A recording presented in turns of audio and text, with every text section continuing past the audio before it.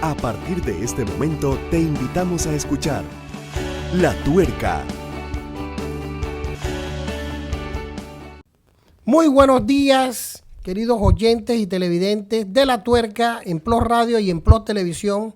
Como todos los domingos, con Carlos Zavala, analizando los acontecimientos de la vida nacional y algunos de carácter internacional. Hoy nosotros contamos aquí con la diputada Corina Cano. ¿Qué tal? Buenas tardes. Vamos a hablar de un tema, mi querido Carlos, que está en la opinión pública porque acusan a los diputados y han mencionado a la diputada Corina Cano como una de las proponentes de un supuesto camarón legislativo. Yo quisiera decir algo. Antes, primero saludar a nuestro público, ¿ya? Espero que estén bien y que estén disfrutando. Yo quisiera decir algo. La intervención del ministro Mirones señaló que la policía hacía bien las cosas y que los jueces hacían mal su trabajo. Como consecuencia, ellos tenían el 90% de efectividad, pero no se veía porque los jueces soltaban a los maleantes y le daban las armas. Palabras más, palabras menos. Con el despliegue de publicidad que se hizo de la modificación a un artículo del Código Penal y Procesal Penal, ¿no?, sobre la obligatoriedad que tendrían los jueces de cumplimiento ahora de no tener opción, sino de tener un mandato en cuanto a las medidas cautelares por penas inferior a 5 años, ¿cómo quedaría entonces el mensaje de Mirones si se ha publicitado que eso podría dar cabida a que en los casos de alto perfil se hagan acuerdos de pena y los señores estos delincuentes de cuello blanco, e inclusive salió publicitado que hasta podría englobar acuerdos de pena de delitos de droga? ¿A quién se le va a echar la culpa ahora? ¿A la policía? ¿A ti? ¿A los jueces? ¿A mí? ¿O a la asamblea que supuestamente hizo una modificación, que por eso la hemos invitado a usted, diputada Corina Cano, para que nos dé las explicaciones? ¿A quién se le va a echar la culpa ahora? Porque ahora está la policía, que nos estamos quejando de ella. Están los jueces del sistema penal acusatorio, que hay muchas quejas, dice que son muy flexibles. Y ahora, dentro de la mesa y como cereza en el pastel, la modificación a la ley. ¿Ustedes metieron un camarón legislativo, como se está afirmando? Bueno, miren, en principio debo señalar un poco el recorrido de este proceso. En efecto, este proyecto de ley pues fue presentado por el diputado Gabriel Silva, más que nada enfocado en el tema de la prescripción de las acciones penales. Eso fue el inicio del proceso. En principio, debo señalar y aclarar, los diputados tenemos iniciativa legislativa y podemos presentar todas las modificaciones que a bien tengan, máxime que se trate del mismo cuerpo legal. Porque si se está modificando el Código de Procedimiento Penal o el Código Penal, pues nosotros tenemos toda la facultad de poder incluir los artículos que a bien querramos hacer. Todos los diputados tienen esa facultad, no solamente en el segundo debate, sino que en el primer debate al momento de la discusión. Cuando estábamos en la discusión en el primer debate, uno de los aspectos que a mi juicio incluimos, fue una propuesta nuestra avalada por el resto de los comisionados. Fueron 2 aspectos de los que yo presenté particularmente, que fue, en principio, el tema del aumento de las penas cuando el tema de los delitos de abuso sexual se refiere a menores de edad, precisamente para evitar esto de los reemplazos de pena y todo esto, sino es que la persona cumpla la pena en ese sentido. Y el segundo, pues sí, el tema de los acuerdos que se hacen en este tipo de casos relacionados a personas menores de edad, en el sentido de que no hubiese la posibilidad de acuerdos de pena cuando se trate de delitos donde el perjudicado sea una persona menor de edad. A lo largo de la discusión que fuimos entonces al segundo debate, se me explicó, invitamos al Ministerio Público y nos explicaron que era un tanto peligroso, por decirlo de una manera, excluir la posibilidad de un acuerdo porque lo que pasaba en el Ministerio Público o en las discusiones cuando estaba en el proceso de la investigación es que el victimario pues asume la responsabilidad y eso acorta, como quien dice, el proceso, y en segundo lugar se evita el conflicto entre víctima-victimario, y máxime que estamos hablando de personas menores de edad. Así que eso lo entendimos en principio, pero no quedamos satisfechos porque ya en segundo debate se presenta una eliminación que yo no firmé, sino es que eliminaron la posibilidad del tema de los acuerdos, donde sí queda exactamente igual, porque nosotros habíamos establecido... Espere. Ajá. En el primer debate, ustedes hicieron las investigaciones sobre en el Ministerio Público y acordaron no tocar o... No, eso surgió en segundo debate. No, en el primer debate, cuando ustedes hicieron la investigación, ustedes acordaron no tocar el procedimiento de los acuerdos de pena. No, muy por el contrario. Se incluyó que en caso de delitos donde hubiese delitos sexuales en perjuicio de una persona menor de edad, entonces no podría haber la posibilidad de llegar a ningún acuerdo, sino que la persona tenía que cumplir la pena. Pero ya cuando nos fuimos a segundo debate, surgió el tema del interrogante que el Ministerio Público requería o requiere de una herramienta para poder que el victimario acepte la culpa y que se pueda terminar con el proceso sin tanta revictimización al menor de edad, la cual a mí me parece que era una justificación razonable. Sin embargo, sí planteé la posibilidad de que se estableciera un mínimo, o sea, que la persona, si bien es cierto, llega a un acuerdo, que igual tenga que cumplir su pena de prisión, aunque fuese menos. Es que eso yo lo entiendo porque la esencia del sistema, una de las esencias del sistema penal acusatorio es los acuerdos de pena. Así es. Tú no puedes obviar ningún tipo de delito, sacarlo de los acuerdos de pena. Creo que fue correcto esa decisión de que por eso, hubiese efectivamente, un acuerdo de pena en el caso de tales delitos. Lo que sí es que yo entiendo, y con las conversaciones que tuvimos con algunos fiscales y con algunos abogados, es que ese tema de los acuerdos tiene que tener algún tipo de parámetros que no los tienen. No hay un protocolo para llegar a un acuerdo. Según el diario La Prensa, y voy a decir el diario La Prensa, inclusive el sábado en su nota editorial, afirman que esta ley tiene una particularidad que va a permitir que los implicados en casos de corrupción, y menciona nombres, FCC y Odebrecht, queden libres.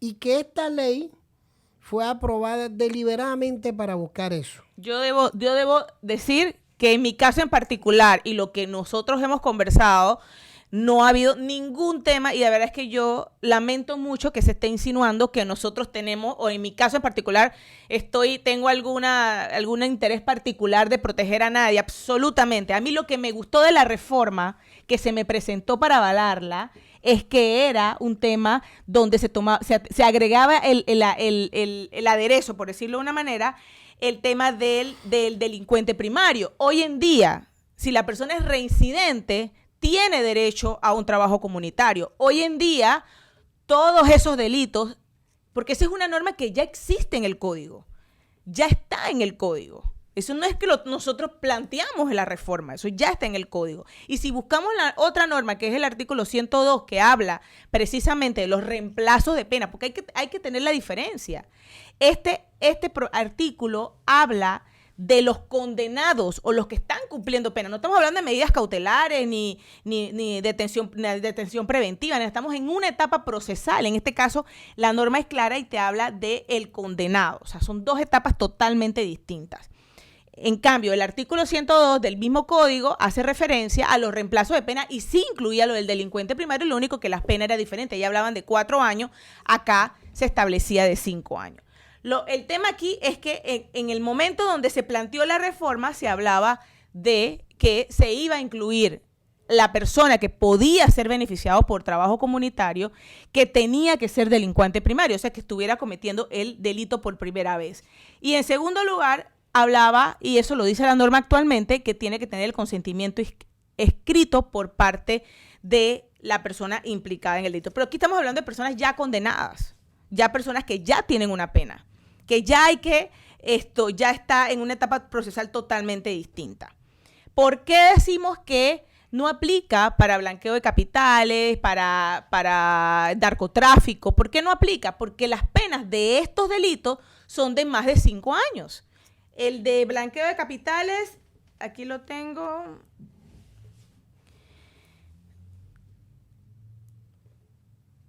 Tenemos todos estos delitos, blanqueo de capitales, el tema de todos los delitos relacionados con droga, son delitos que tienen penas de 8 y más. Obviamente, sí me preocupa y me sigue preocupando, y lo he dicho muchas veces, el tema de los acuerdos de pena, que aun cuando el sistema penal acusatorio se basa en los acuerdos de colaboración, hay que ponerle protocolos a estos puntos donde la persona llega a un acuerdo. Porque si bien es cierto, puede ser que haya un juez que apruebe un acuerdo de menos de 5 años para estos delitos, pero eso hay que buscar la limitación. ¿Cómo vas a tener un delito que estás investigando que tiene penas de mínima de 8 años y le estás diciendo a la persona que no, te voy a poner 4, cuando realmente no hay congruencia? No hay congruencia. Entonces, también hay que tener, a pesar de que existe la posibilidad del acuerdo, existe el tema donde el juez tiene que tener la sana crítica y evaluar por qué y en qué condiciones se va a dar el acuerdo. Eso no está pasando. Un acuerdo muy bueno puede tener una X persona y el otro acuerdo, ¿sabes qué? Lo mínimo necesario. Entonces, eso hay que regularlo de alguna manera, porque si bien es cierto, porque todo sigue estando bajo discreción del juez, porque ese es el otro punto que se ha cuestionado, de que supuestamente estamos obligando al juez a establecer trabajo comunitario, pero si te vas al 102, el 102 establece la discrecionalidad cuando se trata de reemplazo de pena. O sea que sí hay una situación que ver. Yo creo que sí es válido que nos sentemos a ver la modificación integral de los códigos relacionados al procedimiento penal. No puede ser porque pasa lo mismo. Ahora yo llego el lunes y digo que yo quiero que aumentemos la pena de los delitos de corrupción y me van a salir todos los penalistas diciéndome de que cómo vas a hacer esto, que por qué aumentas esto y lo otro. Pero si la gente lo que quiere es que los delitos de corrupción tengan penas más severas para que nadie se atreva a ser corrupto.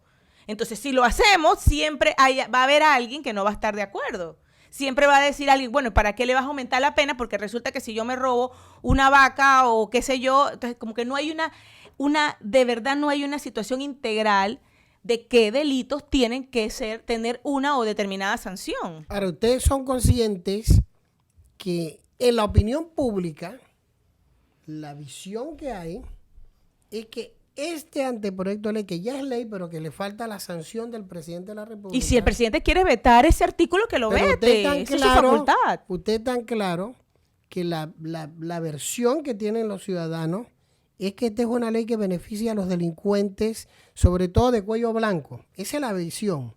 Y segundo, que tengo entendido que el presidente dijo en Tolé que el asesor presidencial Harley Mitchell va a evaluar el contenido de esa ley y le hará las recomendaciones respectivas para que la sancione o para que la vete. Uh-huh. Sin embargo, yo creo que todas estas leyes que se relacionan con la justicia, sobre todo cuando tenemos una opinión pública que es muy severa con los casos de corrupción, posiblemente tienen una ausencia que se llama la docencia. Cuando no hay conocimiento, impera la ignorancia.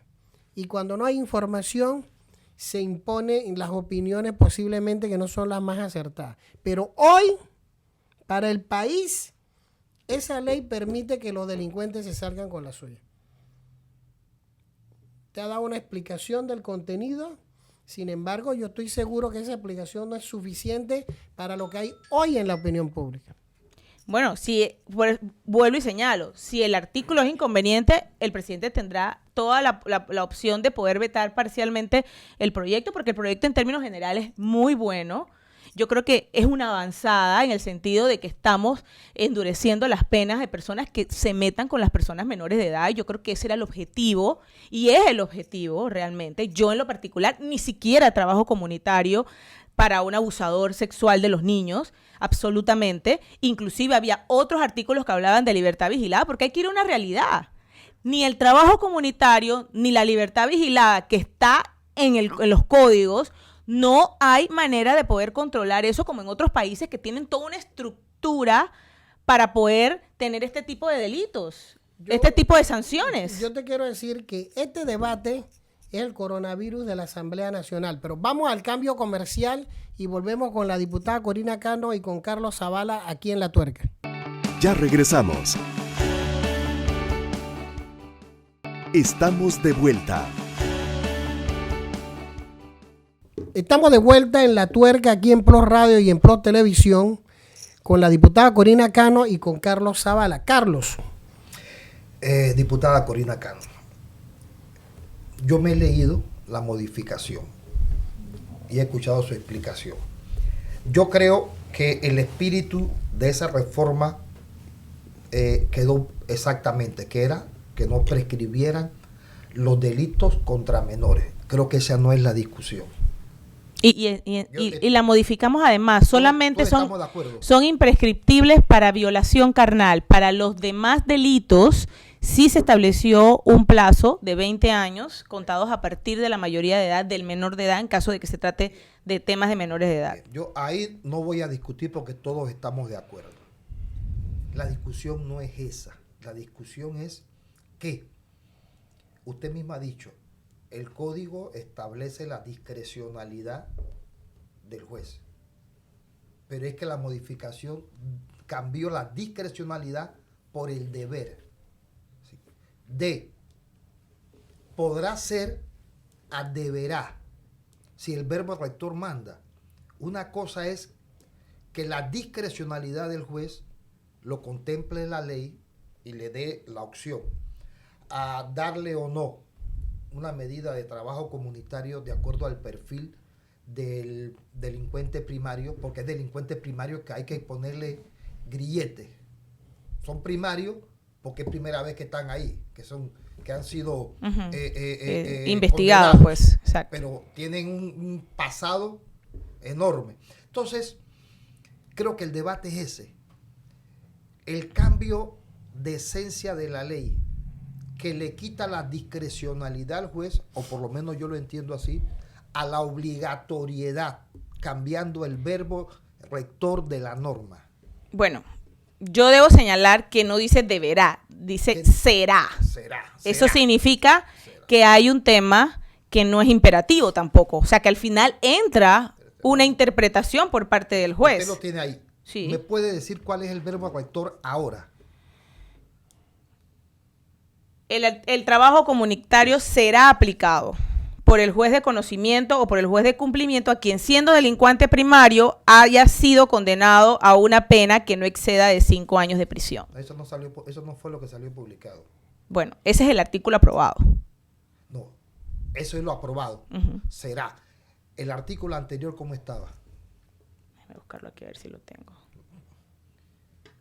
Es que según los críticos, esta modificación al artículo 65 del Código Penal para las personas que firmen acuerdos de penas o que sean condenadas a no más de 5 años de prisión, eso dicen los críticos, por corrupción, narcotráfico, blanqueo de capitales o cualquier otro delito de alto perfil, se van a beneficiar con trabajo comunitario en entidades estatales. Eso es lo que dicen los críticos. ¿Ese es el espíritu de ese artículo? No. El artículo actualmente, o sea, el vigente dice podrá. Podrá, es decir, le da la discrecionalidad al juez. Exacto, pero cuando nosotros nos vamos a un artículo que también tiene el código, que es el artículo 102, que también habla del reemplazo de la pena, que es otro tema, entonces ahí habla que además de delincuente primario, tiene que tener pena menos de 4 años y además hace referencia a que esto establece la discrecionalidad del juez.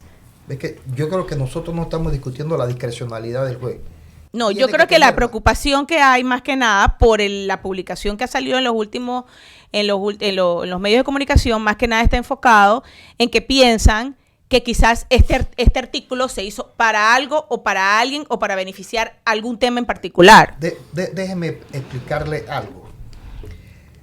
Cuando se hizo la última modificación a la Constitución, creo que fue en el tiempo de de Martín Torrijos. 2004. se metió un verbo en cuanto al artículo que tiene que ver con la reelección presidencial. Pero no fue en la reforma, sino cuando lo metieron en la Gaceta.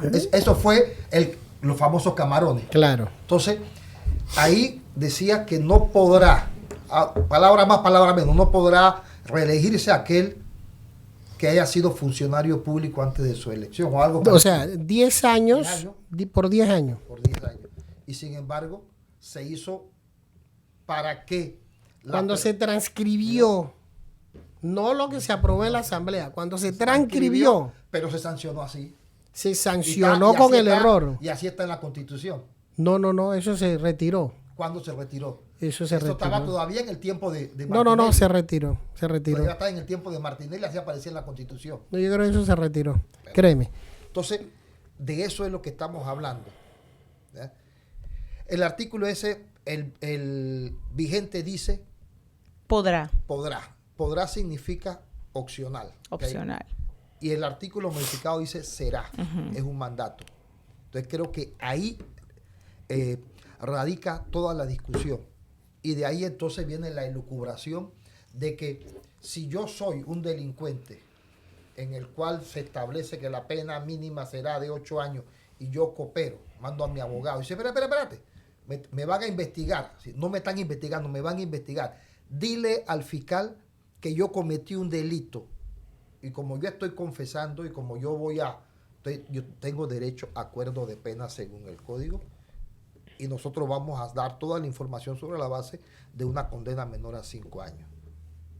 ¿Se puede o no se puede? Lo que pasa es que en este caso en particular, el artículo en discusión habla de personas ya condenadas o que estén cumpliendo una pena. No se habla de situaciones previas, ni medidas cautelares, ni nada de esto. Se habla de ya personas condenadas. Este artículo solamente se refiere a eso. Entonces, ese es el tema. Entonces, el será se refiere a futuro, no es un verbo imperativo. Ahora, ¿usted no cree que ante las dudas que ha generado este artículo, ante las críticas que han surgido, no debería vetarse el artículo? Por supuesto, lo estoy diciendo. Eso es una discreción por parte del presidente, por supuesto, pero yo creo que esto nos enseña y nos da como mensaje inmediato a los que queremos hacer las cosas de forma correcta, es que hay que sentarse a ver el Código Penal y el Código de Procedimiento Penal.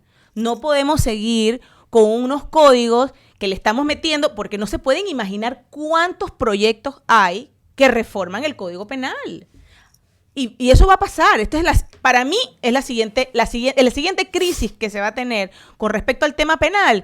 Va a ser el próximo proyecto donde se está creando un capítulo nuevo relacionado a un delito sobre obras suspendidas y no licitadas. Presentado por la diputada Mayín Correa. Eso va a venir, donde habla de fuerza mayor. Yo no estoy de acuerdo con eso de fuerza mayor, porque el funcionario que tiene que estar obligado a ejecutar la obra o a darle seguimiento a la obra y que sabe que tiene una fianza que ejecutar porque la obra se detuvo, por decir un ejemplo, ¿por qué tenemos que poner uno de fuerza mayor? Y si el presidente o el superior jerárquico le dice, oye, no le dé seguimiento a ese proyecto, entonces, ¿cómo se va a acreditar eso además?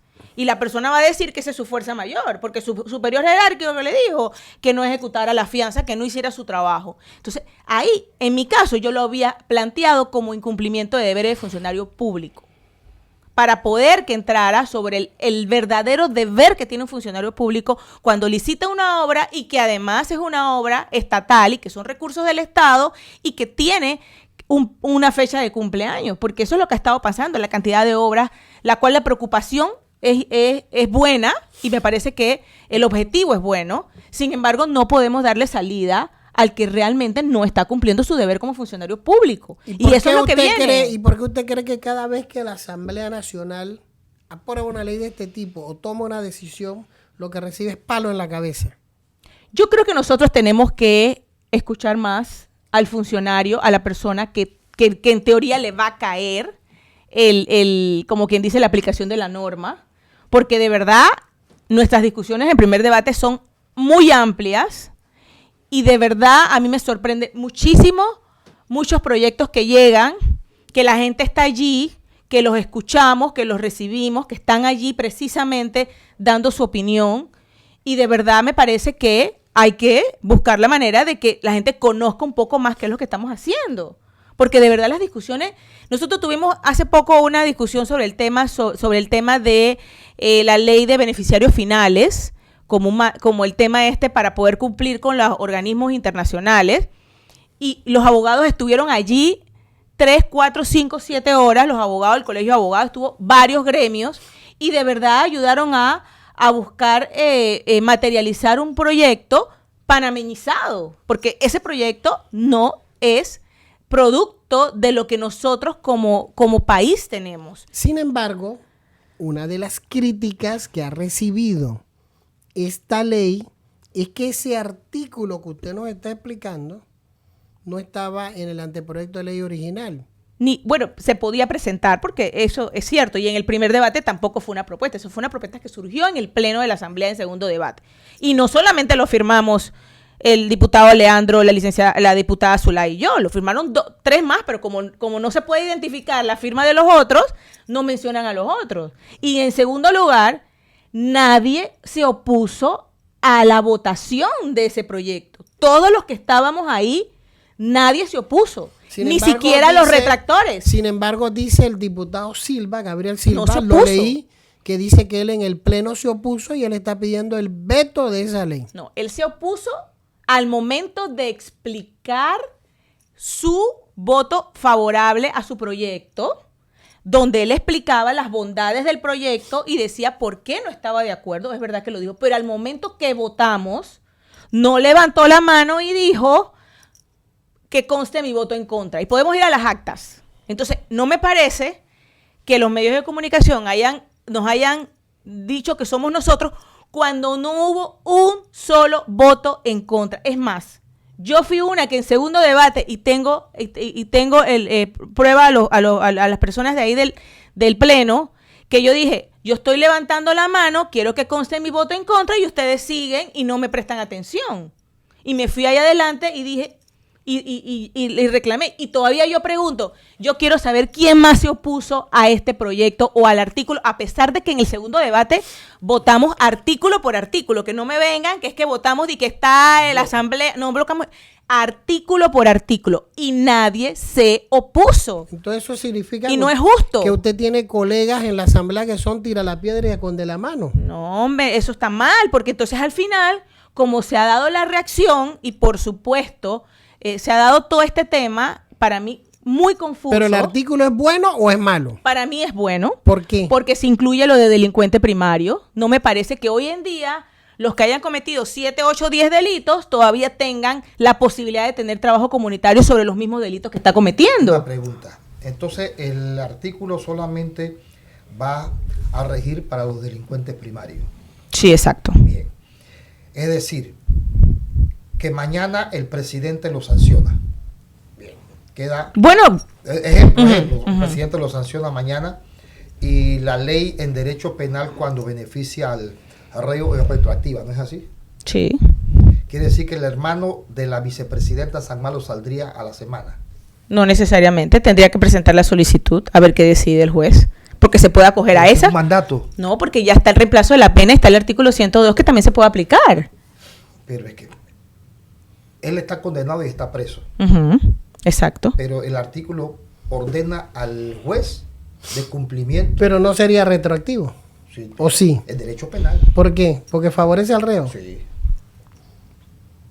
Favorece al reo. Yo creo, diputada, eso puede pasar. Yo un mandato para el juez de cumplimiento. creo, diputada, cuando se aprueba una ley y hay una norma, un artículo que crea esta confusión, Es mejor vetarlo. Vetarlo y volver a discutirlo. No tengo problema. Me parece que esa sería una salida, diría yo, acertada.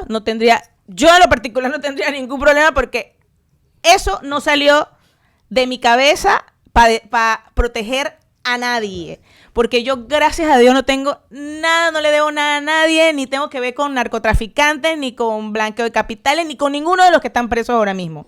Pero ahí sí hay gente que quiere meter proyectos para que los 7,000 que están presos, que no les aclaran su punto porque vienen del inquisitivo, del proceso inquisitivo, que no hay maneras de resolver su situación legal, entonces hay que meter proyectos y volver a enderezar la cosa. Pero cuando yo me paro y digo que eso no puede hacerse, porque tú no puedes meterte en un proyecto, a modificar una ley derogada, obviamente, porque ya no es ley de la República, entonces me paro, ahí no hay ni un medio de comunicación que diga que Corina Cano fue la que se paró en el pleno a decir que el proyecto había que bajarlo a primer debate porque tenía una situación irregular y que por tanto la Asamblea no podía aprobar un proyecto que venía con entuertos desde su presentación. Pero tú sabes que... Espera. Usted me está diciendo que alguien llevó a la Asamblea para modificar una ley ya derogada. Sí. Yo no entiendo. El libro tercero del Código Penal está derogado. ¿Y la fueron a modificar? Y han modificado el libro tercero. Las normas que regulan el proceso inquisitivo están derogadas porque ya transcurrió el tiempo que la ley había establecido. Y por tanto, cuando yo veo el proyecto, yo digo, ¿esto qué es? Pero si ahí no hay un cuerpo de asesores en la Asamblea. Sí lo hay, pero los diputados tienen iniciativa legislativa. Pero hay algo que se llama sentido común. Pero por eso es que hacemos lo que hacemos. Por eso es que la gente tiene que entender también que mi labor no solamente es proponer leyes o caerle bien a la gente. Mi labor también es decir cuando las cosas son inconstitucionales o cuando son contrarias a la ley. Al final, esto es culpa de los mismos diputados. Y le voy a decir por qué.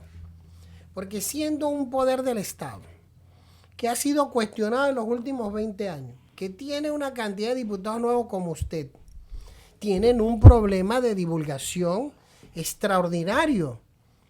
Porque cuando el ciudadano no entiende lo que están haciendo, es porque no han hecho clic con los ciudadanos.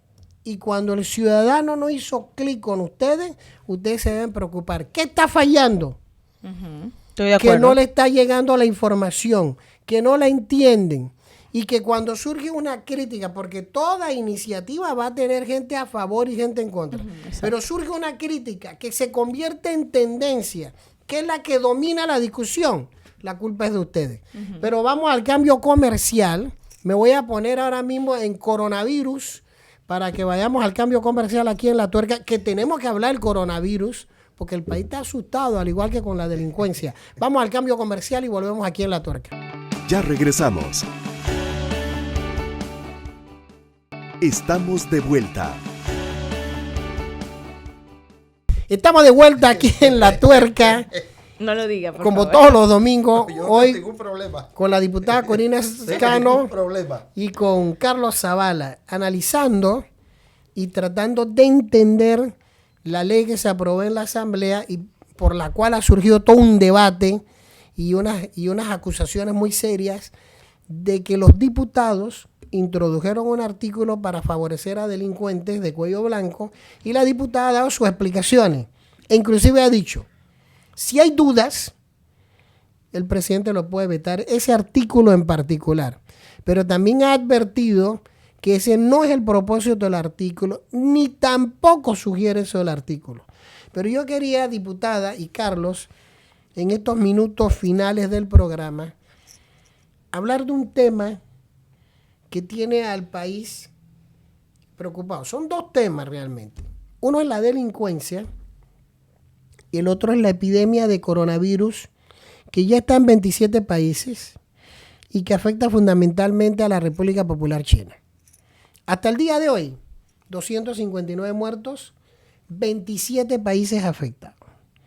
Estados Unidos y Australia decidieron que no ingresan ciudadanos que hayan estado en China en los últimos 15 días por precaución.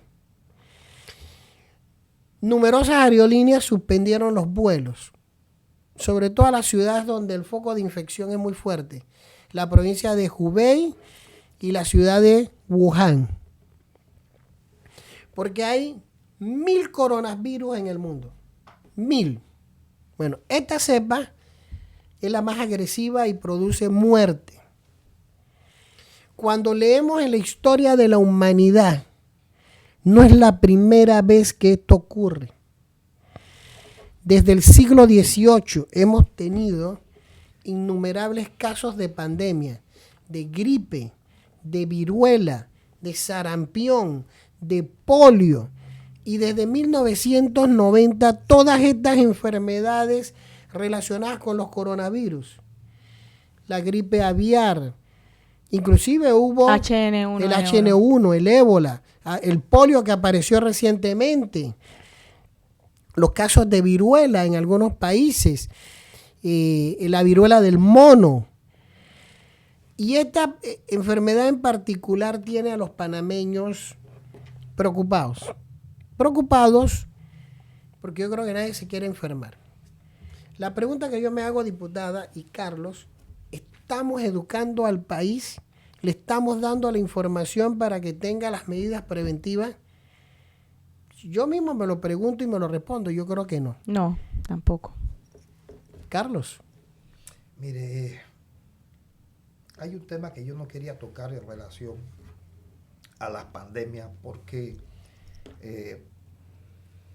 muchos que me conocen van a decir que yo soy determinista en la historia. La naturaleza tiene una forma de conducta. Usted mencionó las diferentes pandemias que se han dado en los últimos 2 o 3 siglos. ¿Estamos de acuerdo? Claro. La pregunta en el análisis de la filosofía de la historia es por qué se dan. Porque el gran rebaño humano sobrepasó su límite y eso pasa en cualquier rebaño. La naturaleza tiene formas de contención, de autocontención.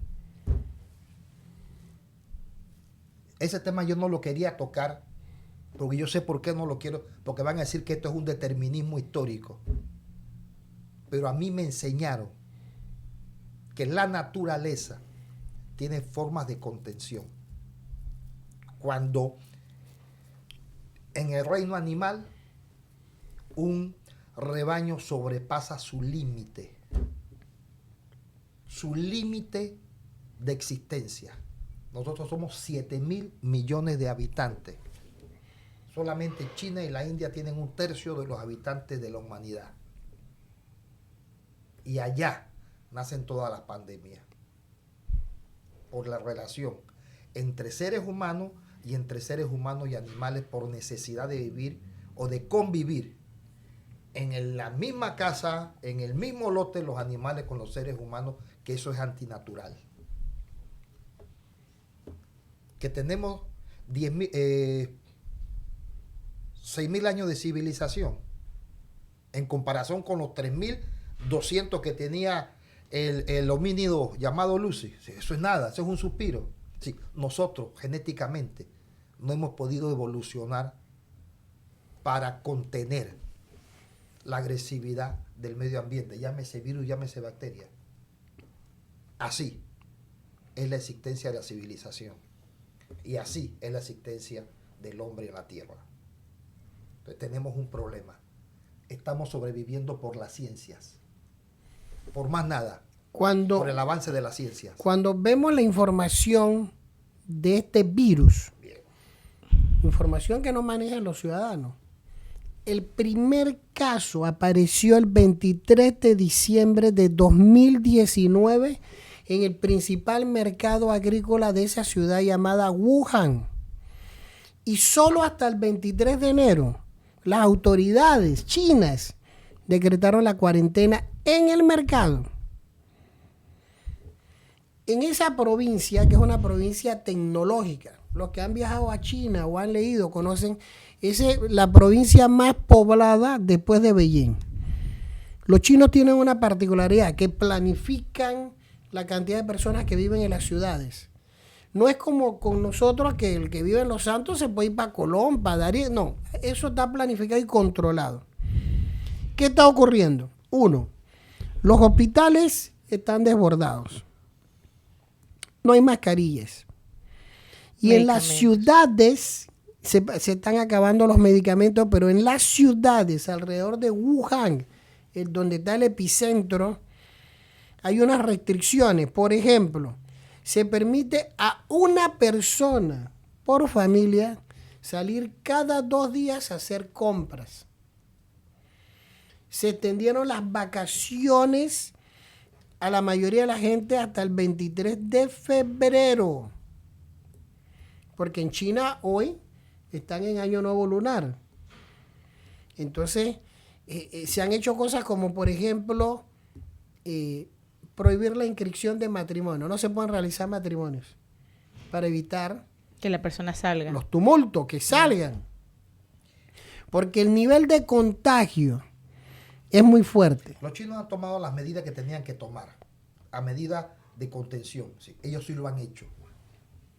Y lo han hecho agresivamente porque hay 60 millones aproximadamente de chinos aislados en estos momentos para contener la epidemia. Pero los otros países no estamos haciendo... Bien.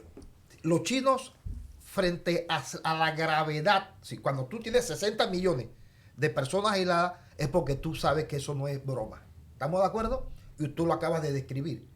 No puede salir una persona por familia a buscar los alimentos, pero si tuviese los alimentos, nadie puede salir. Es decir, si es agresivo el coronavirus. Entonces, ellos han hecho lo que han tenido que hacer y aún así hay fugas por todos lados, contaminación por todos lados. Quiere decir, y yo en eso comparto el criterio del español, el gran famoso médico, se llama Corbas, creo que se llama, de que es mucho más profundo la situación de lo que se nos está diciendo desde China. Sí, el virus es mucho más agresivo y más delicado la situación de lo que se nos está diciendo. Yo creo que hay una omisión de información, también lo creo así, más que han suspendido algunos vuelos. De parte de los chinos, adentro han tomado las medidas, Sí. pero hacia afuera creo que no hay la información completa. No hay De la lo serio del información completa asunto. De lo serio del asunto. No, por lo menos Creo aquí que no se no está lo- haciendo una campaña de prevención, por ejemplo, qué debes hacer, qué no debes hacer. Esto de los carnavales, no tengo nada en contra de los carnavales, pero yo creo que hay que explorar bien las medidas preventivas que tenemos que tomar, ¿no? Aquí el único ministro que se atrevió a suspender unos carnavales fue José Manuel Terán. Y se le criticó en la administración de Mireya Moscoso porque las empresas que se benefician de esa actividad, que son muchas, comenzaron a elaborar teorías de quiebra. Pero resulta que la salud pública era más importante.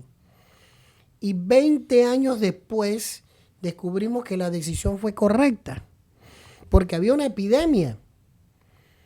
Entonces, hoy la discusión es, ¿qué pasa si en Panamá, ni Dios lo quiera, aparecen casos? Vas a tener que suspender una actividad como esa tumultuosa en todo el país. Gracias a Dios, América Latina y África, para mi sorpresa, son continentes donde no hay casos. En todos los puertos y aeropuertos de Panamá hay personal del Ministerio de Salud tomando las medidas que corresponden.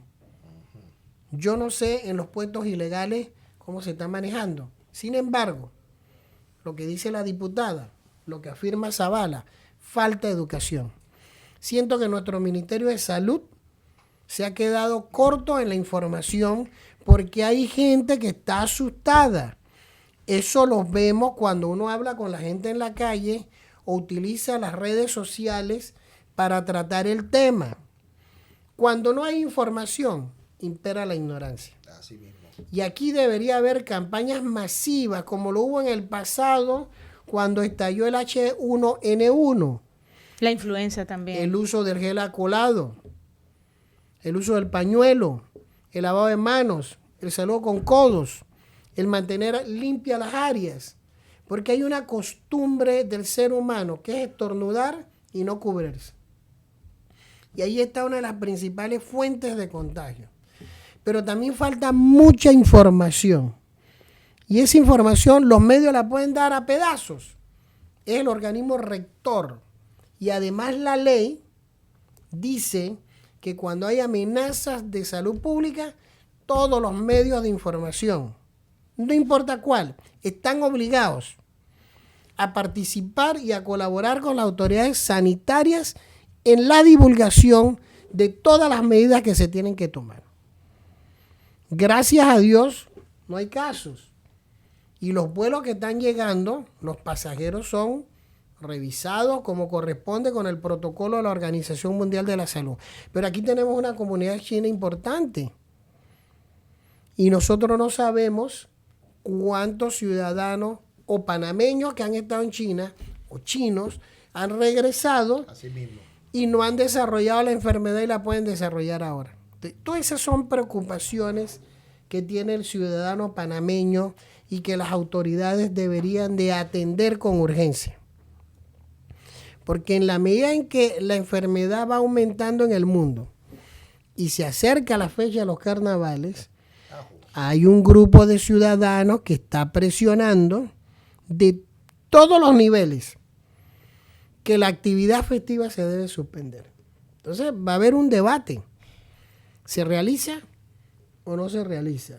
¿Se realiza porque no quiero perder votos o se suspende porque quiero evitar una epidemia? Mira, si no se presenta ningún caso, la gente va a decir que se deje, pero que se presente uno, no hay discusión.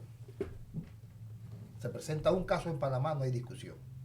Ahí no hay nada que discutir. ¿Usted no cree, diputada, que ustedes deberían citar a la ministra de Salud y a todos los funcionarios relacionados con la vida sanitaria del país para que nos den explicaciones a los panameños? Yo sí pienso que eso se tiene que dar porque yo la verdad no he visto esa campaña masiva que tiene que haber para poder que el ciudadano común, está bien las medidas en los aeropuertos y todo esto, pero me parece que sí, el ciudadano común tiene que tener conocimiento cómo se puede prevenir esto, porque no estamos preparados.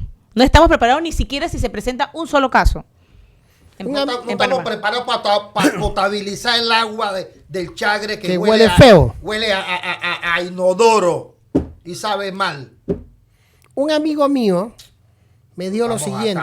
Con el coronavirus, si el agua no sirve, el Un agua no la puede amigo potabilizar. mío me dijo lo siguiente, Zavala, para terminar el programa, porque se acabó el programa, que si usted es jubilado y está en la fila y no lo atienden, diga que acaba de llegar de China. Y lo va a atender todo el Ministerio de Salud y la Para Caja que de se Seguro vaya Social. rápido. Nos vemos el próximo domingo aquí en La Tuerca. Hemos presentado La Tuerca,